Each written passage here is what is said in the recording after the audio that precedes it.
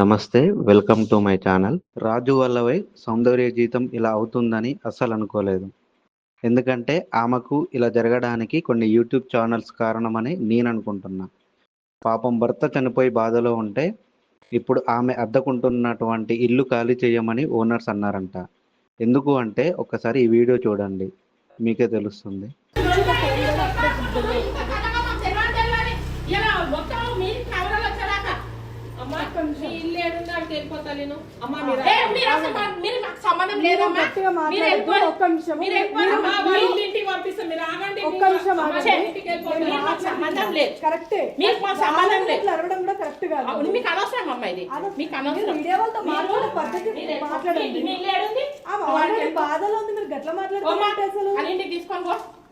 ఆడ సమాధానం చేసుకోపోరు మీరు.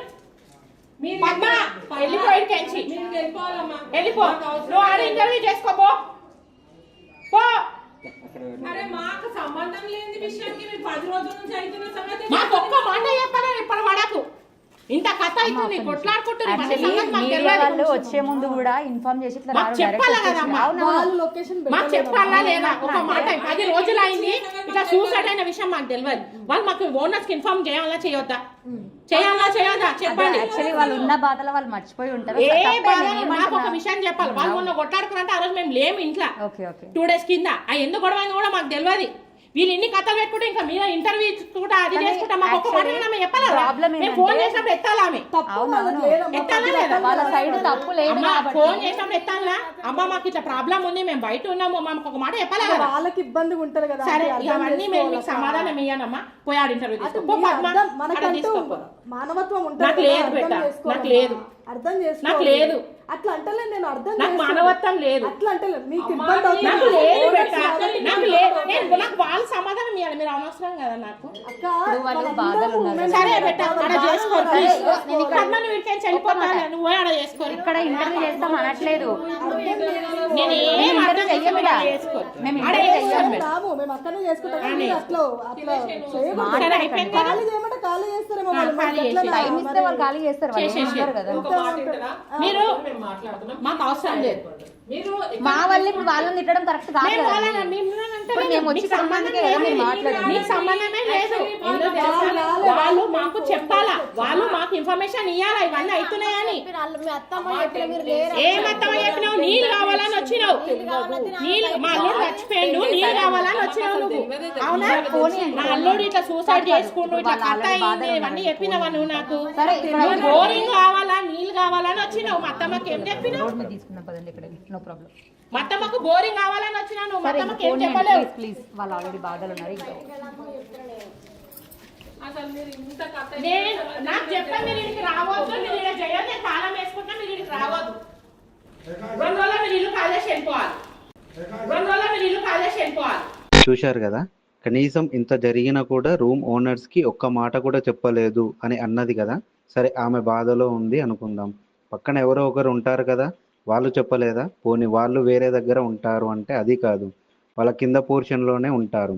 అంతా జరుగుతున్నా ఇన్ని రోజులు ఇన్ని మీడియా ఛానల్స్ వచ్చినా కూడా మీ పక్కన రూమ్ వాళ్ళు కానీ మీ అపార్ట్మెంట్లో కానీ ఉండేవాళ్ళు ఒక్క మాట చెప్పలేదా? ఎందుకమ్మా నాటకాలు? ఇప్పుడు వచ్చి ఆమెను వెళ్ళిపో 2 రోజులలో ఖాళీ చెయ్యి అంటే ఎక్కడికి పోతుంది? కొంచెమైనా ఆలోచించాలి కదా.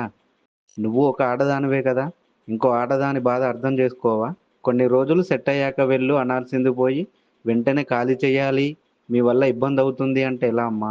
ఇప్పటికిప్పుడు ఎక్కడికైనా వెళ్తారు, ఎలా వెళ్తారు? కొంచెమైనా ఉండాలి కదా. అలా అనడానికి పోనీ వాళ్ళు అంటే చెప్పలేదు బాధలో ఉన్నారని నీవన్నా తెలుసుకోవద్దా? అపార్ట్మెంట్స్లో ఏం జరుగుతుంది? ఆ మాత్రం జ్ఞానం లేకుండా వదిలేస్తావా అపార్ట్మెంట్ని? ఎంత బతిమలాడుతుంది పాపం. కొంచెమైనా మానవత్వం ఉన్నదా? ఆడపిల్ల రోడ్డున పడితే ఎట్లా ఉంటుందో తెలుసా నీకు ఆ బాధ? అందులో భర్త చనిపోయి ఉన్న ఏ ఆడదైనా ఉంటే అందరికీ చులకనే కదా. అది కూడా తెలుసుకోనంత అజ్ఞానంలో ఉన్నావా? నీలాంటి ఆడదాన్ని నేనెక్కడ చూడలేదు. లాస్ట్కి వేదాన్ అన్నకు కాల్ చేస్తే అన్న చూసుకున్నాడు. ఇంటికి వెళ్ళేసరికి అసలు ఓనర్ ఎట్లా పడితే అట్లా తిట్టేసింది నన్ను అందరిని, అసలు ఇంట్లోకి రాకండి అని చెప్పి తాళం వేసేసుకుందన్న ఆమె. ఇంటికి రావద్దనా? ఇంటికి రావద్దని చెప్పి తాళం వేసేసుకుంది. మీరు అసలు ఎక్కడైనా రూమ్ చూసుకోండి, అసలు ఇంటికి రావద్దు, మీ వల్ల ఏంటి మీడియా వాళ్ళందరూ వచ్చి మమ్మల్ని బదనాం చేస్తారు, మా ఇల్లుని మా బిల్డింగ్ ని బదనాం చేస్తారు, మేము తిరగాల్సి వస్తుంది పిఎస్ లో చుట్టూ, మీ ఇంట్లో అయితే చెప్పేసి నోటికి వచ్చినట్టు మాట్లాడి ఆమె ఇంటికి తాళం వేసేసుకుంది. అసలు కనీసం ఎంత రిక్వెస్ట్ చేసి ఆంటీ సారీ ఆంటీ దండం పెడతామని ఎంత చెప్పినా కూడా వింటలేదన్నా. నేనేమో ఇంకా నా రూమ్ దగ్గరికి వెళ్ళలేని పరిస్థితి, చనిపోయిన ఇంట్లో ఉండలేను.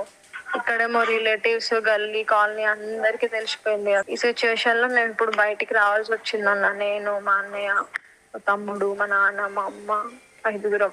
మీరు చూడండి ఒక్కసారి యూట్యూబ్ ఓపెన్ చేసి, వాళ్ళు తాళం వేసింది ఆ డోర్ ది కూడా ఫోటోలు తీసి ఆ కిటికీలు కొట్టుకుంటా ఇదే ఇంట్లో ఎందుకన్నా మమ్మల్ని బతకనిస్తలేరు, ఇప్పటికే ఇంత దమ్ చేసిర్రు.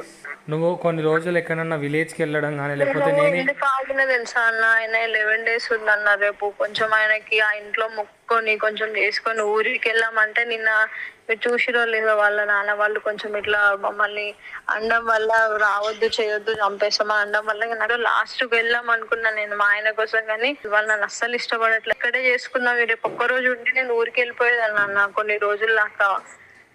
ఈ లోపలే వాళ్ళు ఇంటికి తాళం ఇప్పుడు రాత్రి ఉండడం ఎట్లా? మన ఎక్కడన్నా రూమ్ అరేంజ్ చేయమంటావా? ఇగో బయటికి అయితే వచ్చినాము కొంచెం, అంటే మా చుట్టాలు ఉన్నారు కొంచెం, ఒక్కొక్కళ్ళ దగ్గరికి వచ్చినాము.